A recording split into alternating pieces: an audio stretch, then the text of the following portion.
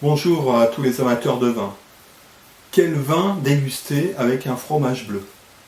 C'est la question à laquelle je vais tenter de répondre aujourd'hui. Sachant que les fromages bleus, vous les connaissez probablement, hein. Il s'agit de la fourme d'Ambert, comme celui-ci. Il s'agit des bleus d'Auvergne, bleus d'Écosse, et puis le roi des fromages pour certains, qui s'appelle le Roquefort. Donc tous ces fromages bleus présentent des taches qui sont bleutées, mais qui peuvent être aussi grisées, voire un peu verdâtres, qui correspondent à un champignon donc, qui s'appelle le pénicillium, donc, qui est introduit dans le fromage pour se développer et donner ces taches bleutées ou verdâtres. Ce pénicillium, donc, c'est un champignon qui a un goût quand même assez puissant, et donc qui va demander en face, comme vin, un vin relativement puissant. Ça, c'est la règle de l'équilibre dont je vous ai parlé dans ma dernière vidéo, qui dit que sur un plat, un mets puissant, il faut mettre un vin relativement puissant, alors que sur un plat léger, on va mettre un vin relativement léger. Le but étant que les deux, le vin et le plat, soient au même niveau, qu'il y ait un équilibre et surtout que l'un n'écrase pas l'autre. Donc, deux possibilités pour accorder un vin avec un fromage bleu.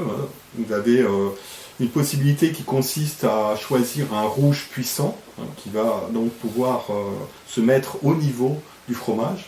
Alors ces rouges puissants, on va les trouver par exemple dans le sud-ouest, dans les appellations Cahors ou Madiran, ou même dans la vallée du Rhône, dans le nord de la vallée du Rhône, une appellation comme le Cornas. Alors, à mon sens, on peut avoir des choses agréables, mais mon avis, c'est que sur les fromages bleus, c'est plus souvent les vins doux en fait, qui se marient bien avec ce type de fromage. Alors, les vins doux, les plus connus sont les appellations comme Sauternes, avec les appellations qui se trouvent autour, Barsac, Sainte-Croix-du-Mont, Loupiac, ou même un peu plus au nord, à côté de Bergerac, l'appellation Montbazillac. Vous avez aussi d'autres vins doux dans le sud-ouest, un peu plus au sud, qui s'appelle Jurançon, qui s'appelle Pacheragne du Vic-Bilh. On pourrait parler aussi des vins doux qu'on trouve dans la région Val-de-Loire, comme les Coteaux du Layon.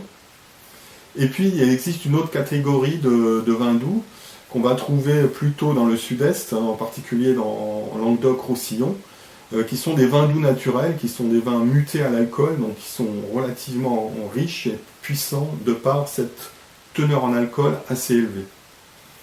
Voilà, alors tous ces vins doux peuvent se marier avec les fromages bleus, sachant qu'il faut aussi prendre en compte la puissance du fromage. Entre un Roquefort et une fourme d'Ambert, il y a quand même un niveau de puissance différent. Le Roquefort est vraiment très intense en goût. Donc sur ce type de fromage, on pourra aller jusqu'à des vins doux naturels, que ce soit des Morilles, des Banyuls, des Rivesaltes, y compris des rouges. On peut aussi faire une association agréable avec même des muscats, que ce soit des muscats de Rivesaltes, de Lunel, de Mireval, de Frontignan ou de Saint-Jean-de-Minervois. Voilà. Et on pourrait même aller jusqu'à des Portos. D'ailleurs, c'est un accord classique qu'on trouve en Angleterre, avec le Stilton, qui est un bleu assez puissant. Et bien, les Anglais associent, je dirais logiquement et traditionnellement, du Porto. Voilà, mais écoutez, faites votre expérience, tentez cet accord si vous ne le connaissez pas, et faites-vous votre propre opinion, c'est le meilleur moyen de se faire plaisir. Voilà, j'espère que cette vidéo vous a plu. Likez, partagez, commentez, et je vous dis à bientôt.